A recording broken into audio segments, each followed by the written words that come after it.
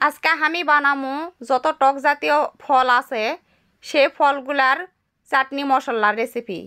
এই প্রথমে নুন ভাজে নিনো, খাওয়ার নুন, তারপরে এরা বিট লবণ ভাজে নিমো, নেওয়ার পর কিছুটা পরিমাণ মতো না জিরা ভাজে নেবো। জিরা ভাজার পরে এরকম লাল লাল যখন হবে তখন এই মরিচ কিছুটা শুকনা মরিচ ভাজে নেবো। শুকনা মরিচ ভাজা লাগবে, সেরকম একটু মরমরা করা লাগবে। মরমরা করলে যেন পাটাত ভালো করে ফিনিশিং করা যায়। যারকে ব্লেন্ডার আছে ব্লেন্ডারত করবে, যার পাটা আছে পাটাত করবে। এই জিরাগুলা কি সুন্দর করে বাটে নেবো। এই জিরা বাটার মিহি করার জন্য এর সাথে নুন দিয়ে দিনো, পরিমাণ মতো খাওয়ার লবণ এরা দিয়ে দিছি।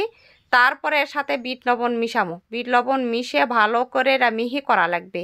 মিহি করার পরে এর সাথে দিয়ে দিমু ওই যেগুলা ঝাল ভাজিছি ঝালগুলা এর সাথে দিয়ে 3-4 বার বাটা দেওয়া লাগবে। 3-4 বার বাটা দিলে একবারে ফিনিশিং হবে।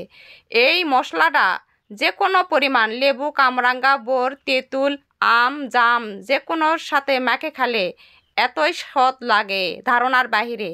আপনারা চাইলেই এই মশলাটা তৈরি করতে পারেন। সুন্দর একটা মশলা এটা।